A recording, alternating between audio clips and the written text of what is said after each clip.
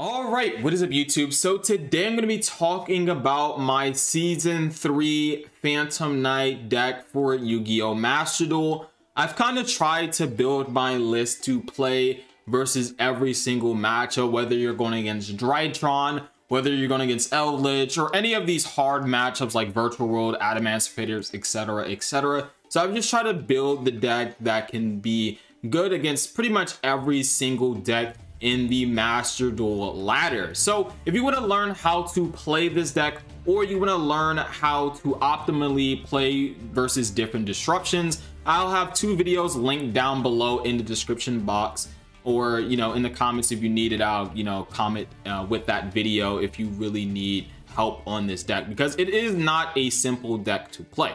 So let's talk about the list, what I've updated, and kind of the deck moving forward. So basically, I'm going to be playing 3 copies of one of the best cards, the Torn Scales, and then 3 copies of the Silent Boots, 2 copies of the Ancient Cloak, and 1 copy of the Ragged Gloves. If you want to know the basics of it, basically Torn Scales is your best card, so that's why you play 3 copies of it. It pretty much gets your setup going. And then the Silent Boot is one of your best cards, your best extenders, because this deck is focusing on level 3. So obviously having a card that can special summon itself on its own is just really good, and as well as being able to search one of your Phantom Knight traps from your deck to your hand. So it's one of the best cards.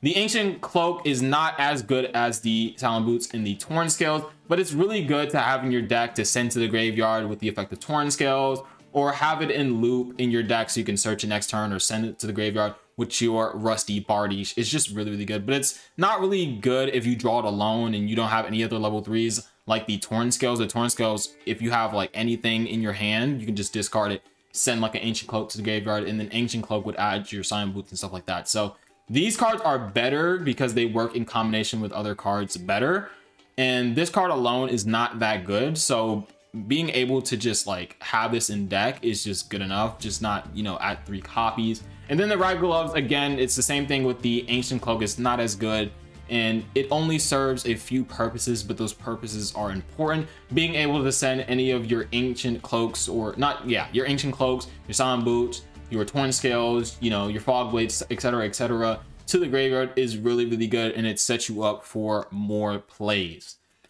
For the other Phantom Knight, the last Phantom Knight monster I played in this deck is the Stained Greaves. This card is pretty decent. Its main purpose is to just get another body on the board, either for another level 3 monster for your rank 3 plays, or you can go into one of your most broken cards in the deck, the number 86 Heroic Champion, Rongo Midiat. This is one of your most powerful cards, and that's why you play it. And then for the level 3 extenders, you just play the 2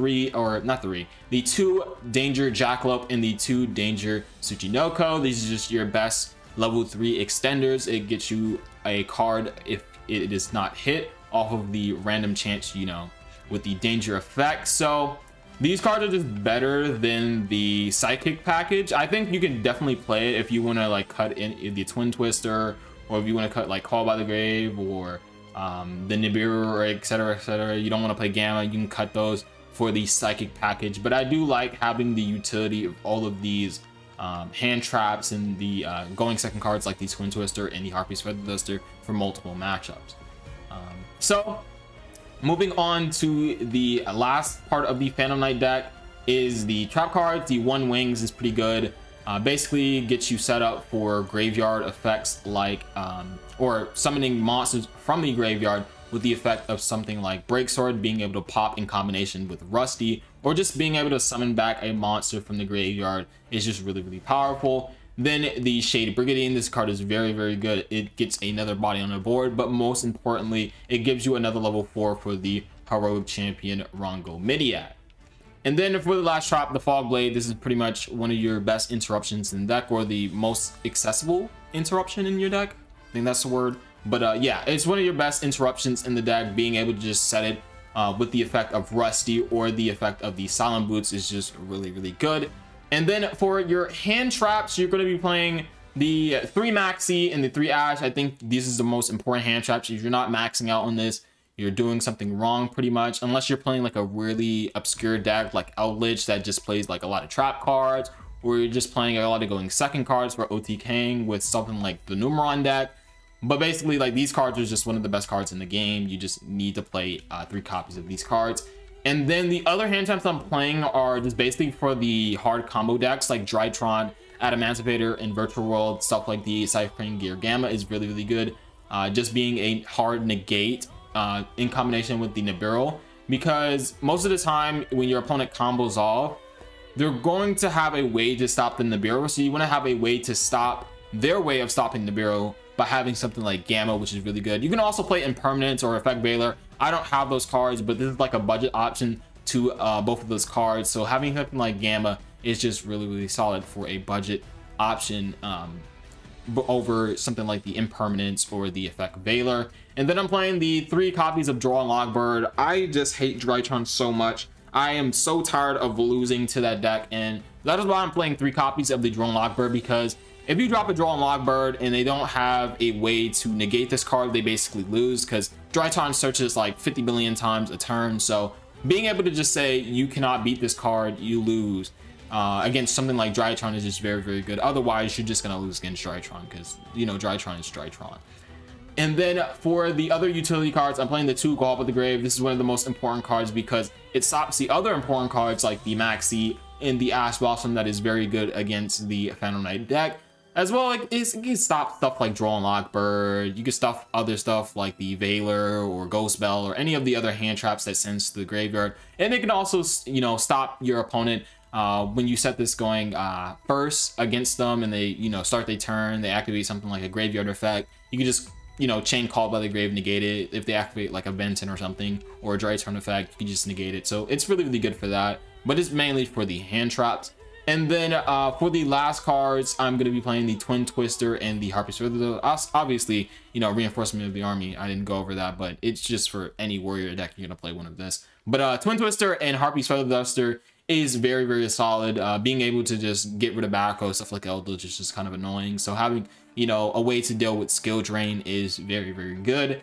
And then for, yeah, the last 2 cards is the Burning Abyss package. This is basically for your Cherubini.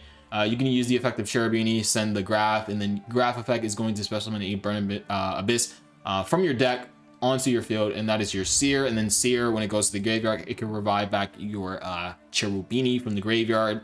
So that is very, very good. And then for your extra deck, the Utopic Future package, this package is very, very good for having a monster negate that can also steal a monster. The Levier, the Sea Dragon, this is just a good level, or, you know, rank 3 XYZ monster that you could just summon another body for, just for more XYZ plays or more linked plays. The Break Sword is very, very, very good for just popping your opponent's cards, either being on your turn or your opponent's turn with something like the Wings in combination with the Rusty Bardies. That's really, really good. And then Bamboozling and the Rongo Myriad, these cards go together. There's the FTK, pretty much. Like, if you summon this card, you basically win.